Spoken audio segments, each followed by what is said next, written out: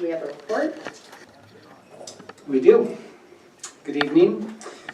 So this is where we are talking about the general plan consistency. I do not have a slide presentation because all the projects but one are exactly the same as they were in the prior year. As you know, capital projects take quite some time.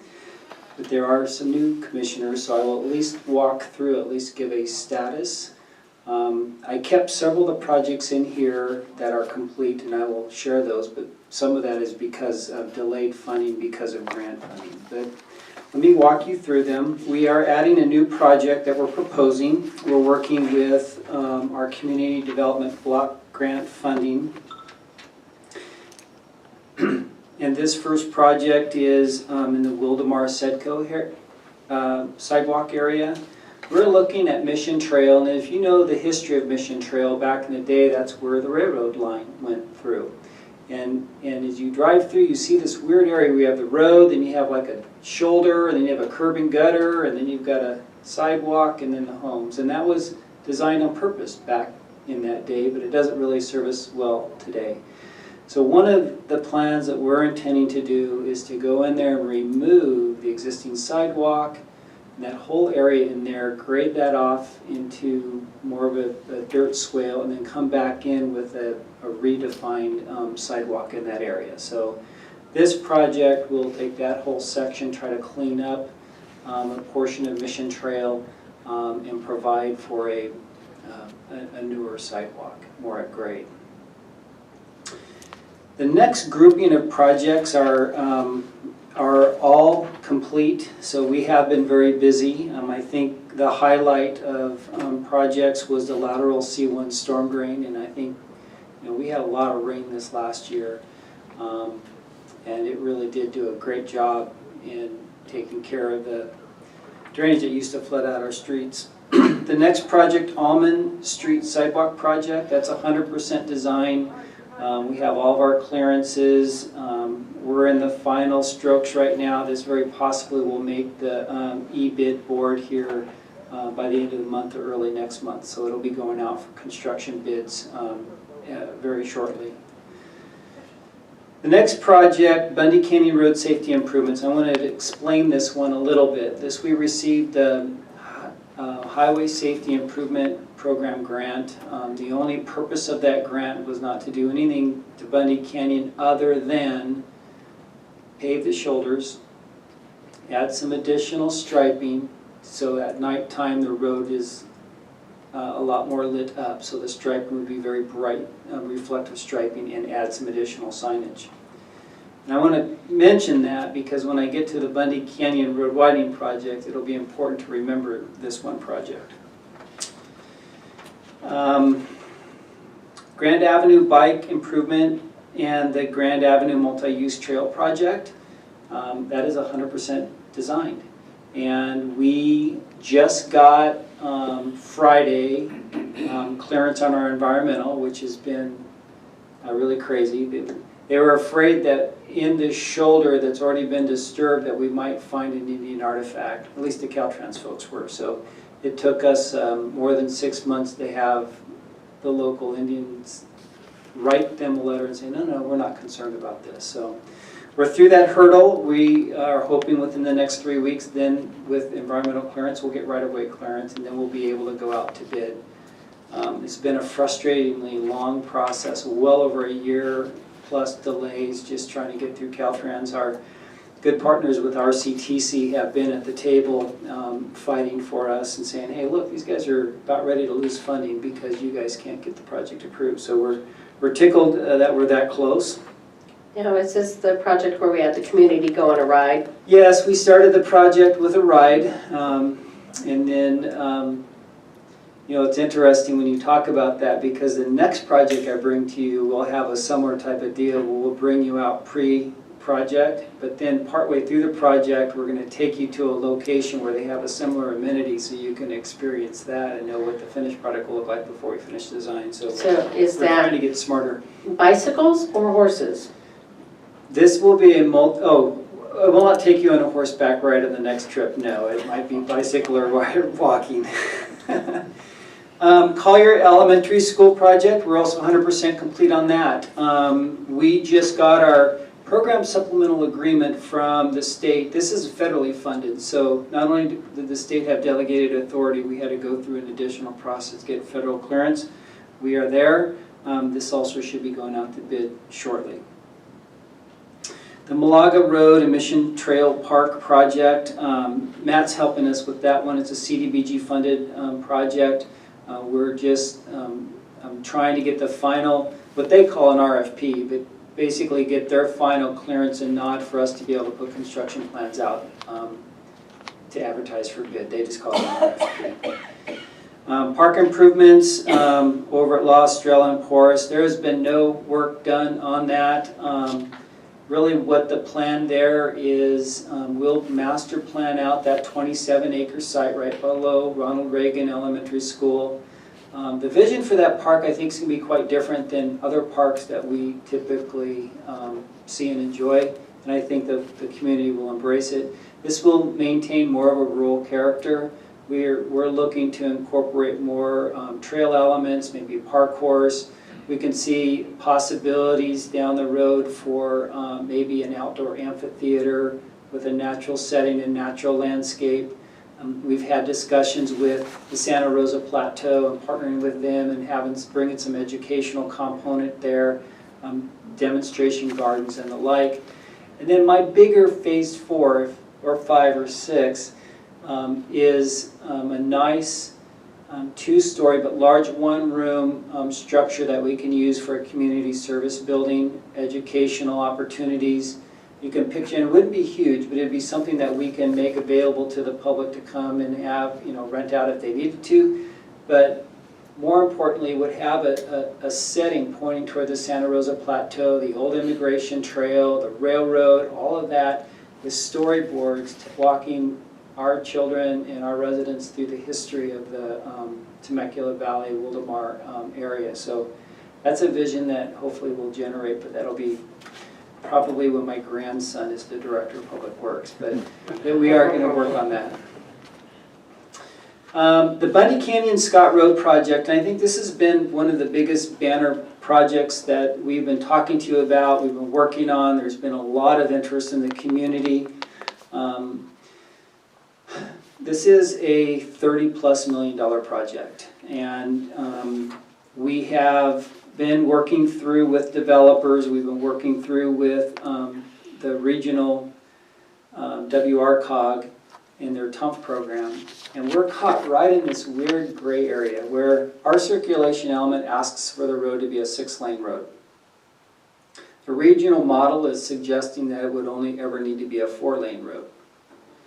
The TUMF program says that they'll only pay you for 2 additional lanes.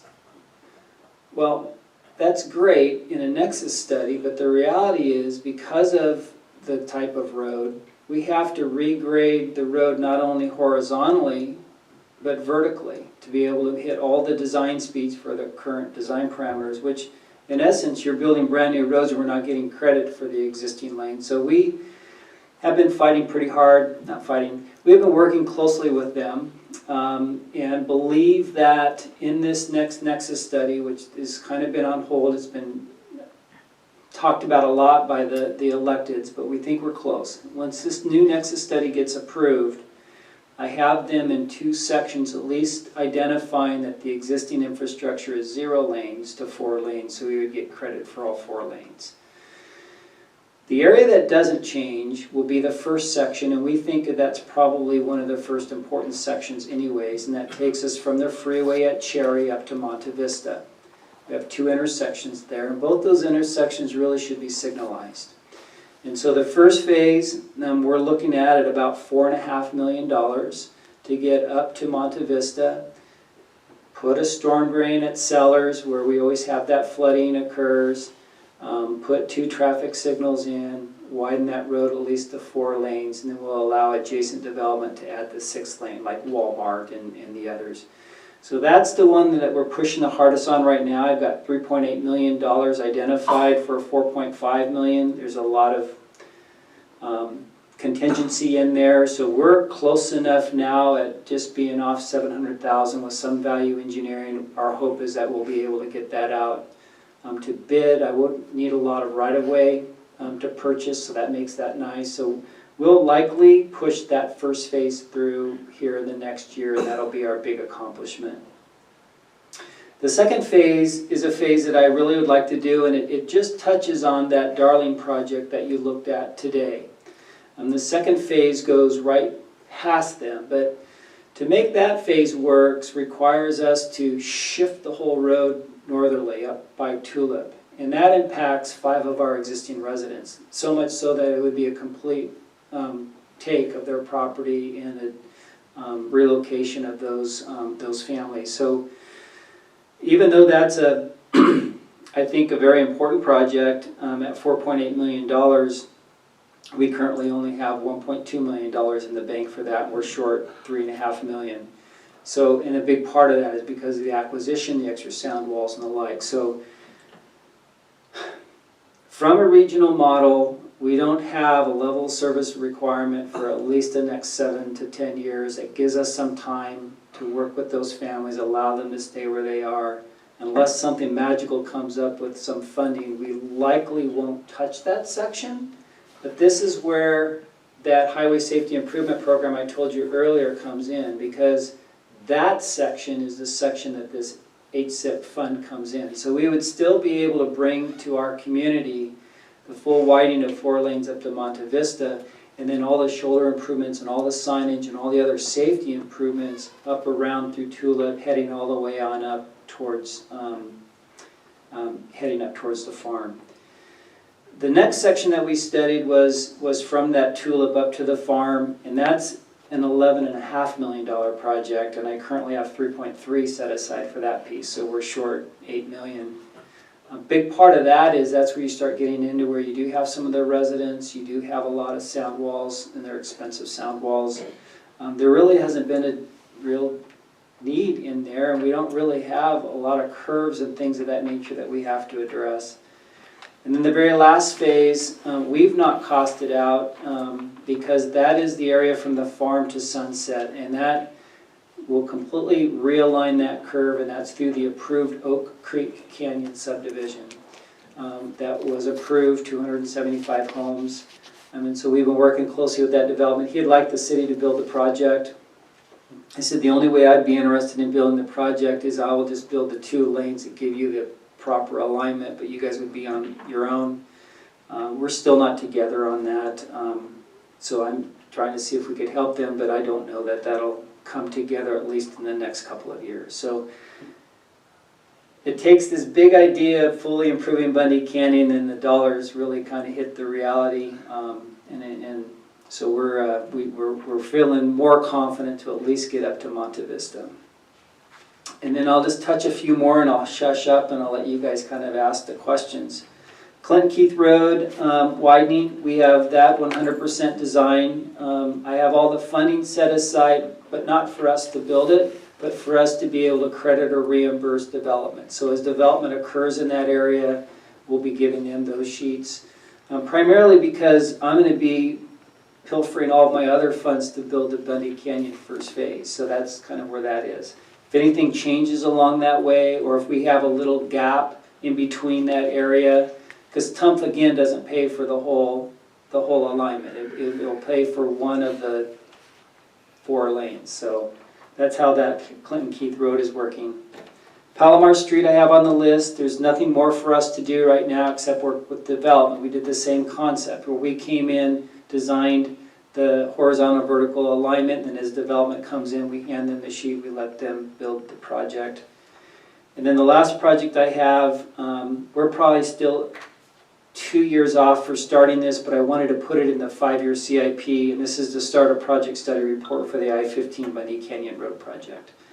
So that's what we've been up to. As you can see, most we've been working hard on design. We'll have a couple coming up for construction. And then we'll be starting the next phase of design. And that completes my presentation. Yes. Any questions from commissioners? Yes. Palmer Street and McVicker. Yeah. You recently had some work performed there by the local developer builders. Could you elaborate on that? And also, it seemed to have performed pretty well during the storm.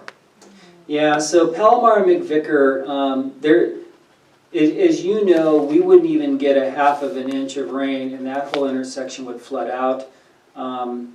By building that lateral C1, we took, and I can't remember the numbers now I'm rusty, but I could have quoted to you 3 months ago. It was about 587 cubic feet per second of water we redirected from that intersection. We captured it in the pipe and it now goes underneath Palomar, Rifa Street. The developer also, in coordination with us, because they had to tie into one of the culverts that comes through their development, they did some minor work. It's not the ultimate improvement, but it definitely takes care of the minor storms. It collects some of that nuisance water along kind of the easter. If you were to assume that Palomar went northerly, although it doesn't, it would be on the right hand or the easterly side. And they put some swaling in there, it holds some of the water, and they did a little catch basin insert. So even though it's not the perfect ultimate, it definitely helps in the smaller storms. And then a few months ago, you guys approved the Omni subdivision, 47 homes, and that's on the kitty corner on the opposite side of that. Their condition is to actually finish improving that section of Palomar. They'll refer to those plans that we designed, but they'll actually build it. And they'll also address the last little piece, which in Riverside County flood control terms is lateral C3. It's one little small piece that comes in there and it catches about 45 cubic feet per second, and then it takes care of all the rest of the drainage on Palomar and McVicker. So I knew it'd come back, just had to rattle it. Yeah, it just takes a moment to get the gray matter moving, but I want to say thank you, because that during these last few storms, that area performed real well. So I know most of that was due to your efforts, so thank you. Yeah, with the amount of water we had this year, that would have been a disaster. I agree. I think it only got closed once. Yeah. And that, I mean, we had a tremendous amount of rainfall, so no, thank you very much. It was a lot better. Yeah, the rain that we came down on January 19th was epic. I mean, when you looked at the ISO graphs and how those storms stacked up, there was just no way. And it wasn't anything in our system that failed. What caused McVicker to be closed, and we've known this all along, is the two existing CMP culverts that go underneath McVicker are under capacity. So it's a headwater control. So what happens is it basically acts as a dam, has nowhere to go, it goes over the road, then it fills up. The good news on that is not only the Omni project, but the Beezer project, which has had a lot of discussion. But those two projects combined will be actually repairing that whole road, raising the profile slightly, and installing 5 box culverts, and we should never have a drainage problem in that area again. So that's a good news. On the Grand Avenue project that you talked about, is that going to help some of the dirt that goes down onto McVicker from the top of McVicker, the dirt part of McVicker that flows down to the bottom? Yeah, it will, because we're going to be taking all that shoulder and paving all of the shoulder. We are not fixing all the drainage problems, and I wish I had more funds. We're not fixing all the pavement problems on McVicker, but Are we going to fix the pavement problems on Grand? I mean on Grand rather. Yeah, we have some isolated areas. As you know, further up on Grand we're working right now, and that's going to take a chunk of this change. So yeah, we're hoping that that goes nicely. Thank you. Any other questions from commissioners? Yes, the project that we just heard earlier this evening intersects with Bundy, and it's going to be at Tulip Lane, right where you were saying you didn't quite have the money to do a project. Are you going to be able to work with the developer on this, or? Yes, absolutely. In fact, our conditions were crafted such that it didn't make logical sense for him to widen his frontage of the lane, and so as a frontage of a development, we required them to do their frontage improvements. didn't make sense because in that area, ultimately, not only am I moving the road out, I'm also raising the road. And so what happens, and I raise the road so I can protect some of the environmental areas. So what happens is there's no way that his driveway would have matched properly. So he actually has to build the interim improvements. He's got to put the bridge in across the channel. He's got to build the interim improvements up to the existing Bundy. Then he has to pay us cash in lieu, all to remove that and to reconstruct that and to build the extra lane. So he's conditioned to pay his fair share. That adds into this pot. And then as we continue on down the road, or if I get enough to build, let's just say, for example, we get down to phase 2 and we start getting the truck traffic again on Bundy. As you remember, we used to have a lot of heavy truck traffic. And then with the completion of Route 74 in the Railroad Canyon, we saw a lot of that leave. Should that come back, and all of a sudden now it changes our priority to work in that area, I would have at least enough funds to build maybe 1 lane and for a truck lane. So there's options, but yes, he'd be paying his fair share. That would go in the pot. It would stay here. It'd be earmarked, designated. You could track it. A lot of your project improvements around Bundy and White and Cherry are hinged, contingent upon Walmart as far as signalization.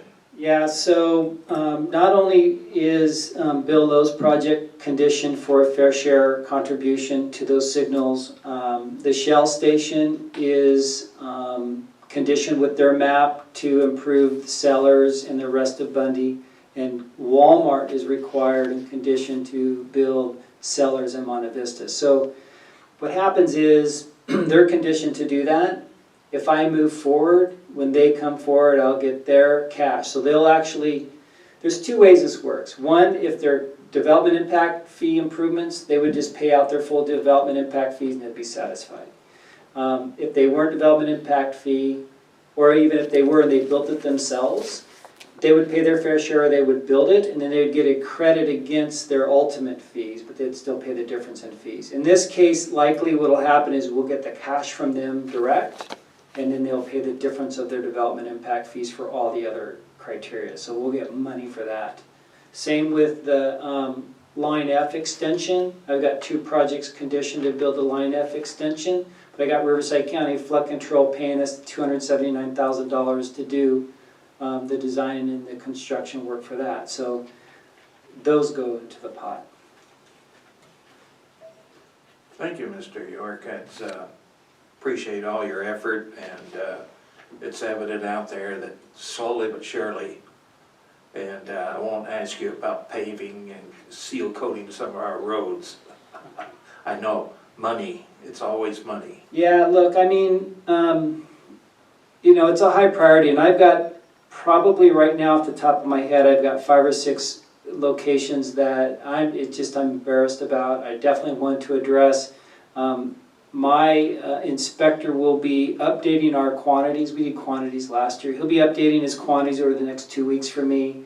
I'm going to be looking for a few other tricks up my sleeve to see if we could at least go out there and dig out some of those tough areas in the wheel paths and patch those, so at least we've got a smoother, better ride. You know, but golly, if you look back even just 2 years, I had nearly $1.7 million gas tax. This last year I got $675,000 in gas tax. So what's happened is, in the next year I actually will get about $850,000 in gas tax and the governor's one-time money of $120,000. So what happens is what I had for pavement has gotten cut down significantly. We had a big storm that cut me back significantly, but you know, I see light at the end of the tunnel. Some of the state bills, Senate bills that I'm tracking right now could be favorable to us and infuse us with an extra $1 million, and I know exactly how to spend that. So, and it will be on pavement. Thank you, I appreciate it. On the patching roads, I wanted to say I was very impressed at the corner of Cat Road and Hidden Springs. When we had the big storms, we accumulated about 8 big potholes all at once, and within a week and a half they were gone. It was pretty impressive.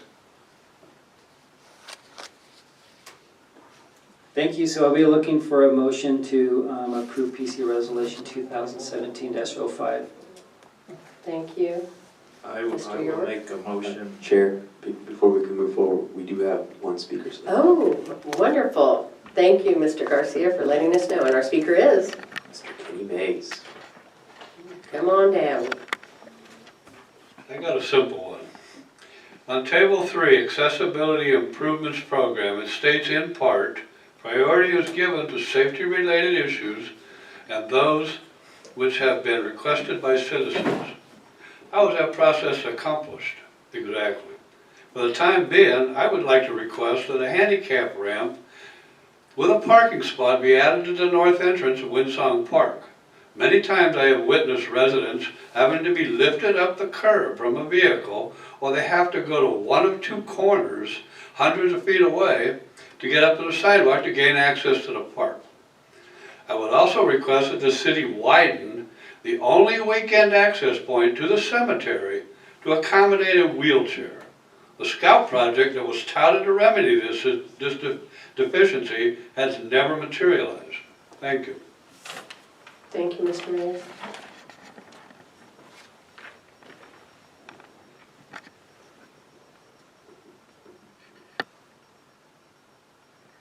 Okay, Yeah, I mean, I'll just, to comment on those two, I think, you know, we have talked about both of those. I don't know necessarily that there'd be a capital project, but that is definitely something that we've talked about as well. Blue curb parking on the front side of Winsong and a ramp, and then we've also talked about the, on the rural side of the cemetery, actually doing a modification to that wall. So we're aware of those improvements. and that would be in front of the city council and the cemetery board. Maybe, it depends on how I can fund those together, whether we would actually have to go through a line item appropriation, but it possibly, yes. Thank you. Okay, so any other speakers? Not at this moment. Okay, thank you. Commissioner Smith, you were going to say something? I will make a motion that we receive and file. No, adopt the resolution. Did I get the wrong one? Okay, PC, I'm sorry. That we adopt PC resolution number 2017-05. I second. Any discussion, or we'll just make, so we've got Commissioner Smith motioning, Commissioner Strong seconding, and take a roll call vote. Commissioner Smith? Aye. Commissioner Lloyd? Aye. Commissioner Thomas? Aye. Commissioner Strong? Aye. Commissioner Langworthy? Aye. Motion carries 5-0.